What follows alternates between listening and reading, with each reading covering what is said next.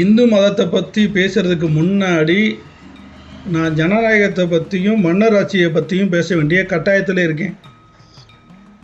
இப்போ நம்ம ஜனநாயக நாடாக இருக்கோம். நம்மளிருந்து தேர்ந்தெடுக்கப்பட்ட ஒருவர் தான் எம்எல்ஏவோ எம்பியாவோ பிரதமராவோ முதலமைச்சராவோ இருக்கார்.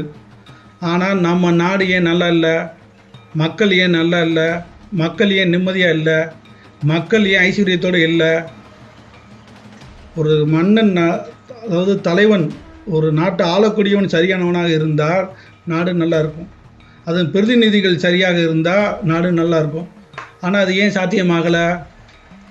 ஏன்னா யாருமே மதத்தை கடைப்பிடிக்கலை, மதத்தோட அறக்கோட்பாடுகளை கடைப்பிடிக்கலை. அன்றைய காலத்தில் மன்னர் ஆட்சி இருந்தது. ஒரே ஒரு மன்னன் தான் ஆண்டான். அவன்கிட்ட தான் முழு அதிகாரமே குவிஞ்சு கிடந்துச்சு. அவன் நினச்சா என்ன வேணால் செஞ்சுருக்கலாம். ஆனால் மன்னராட்சி காலத்தில் மக்கள் எப்படி இருந்தாங்க, மன்னர்கள் எப்படி இருந்தான்? தன்னுடைய பையன் செஞ்ச தவறுக்காக பையனே கொல்லலையா மனுநீதி சோழன்? சிபி சக்கரவர்த்தி படிச்சிருப்பீங்க. இப்படி வரலாறு ஜனக மகாராஜா படிச்சிருப்பீங்க.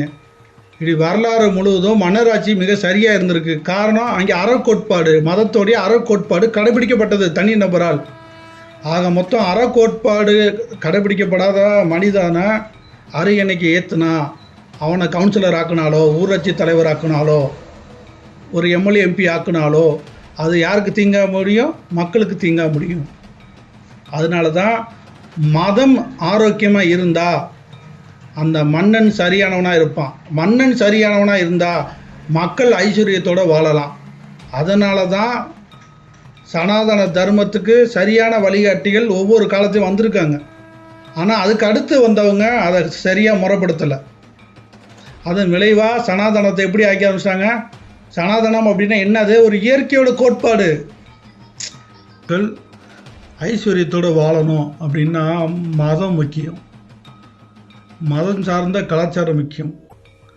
அதுக்காக மத கலாச்சாரங்களையோ மூட நம்பிக்கைகளையோ நம்ம ஆதரிக்க போகிறதில்ல. இந்து மதத்தில் அது கிடையாது. முதல்ல அது புரிஞ்சுக்கணும். இந்து மதம் என்ன அப்படின்றது உங்களுக்கு யாருக்கும் ஒழுங்காக தெரியறதில்ல. இந்து மதத்தை நீங்கள் முழுமையாக படிக்கிறது இல்லை. இந்து மத சிலபஸ் பால்வாடியிலேருந்து பிஹெச்டி வரைக்கும் இருக்கக்கூடிய ஒரு சிலபஸ்.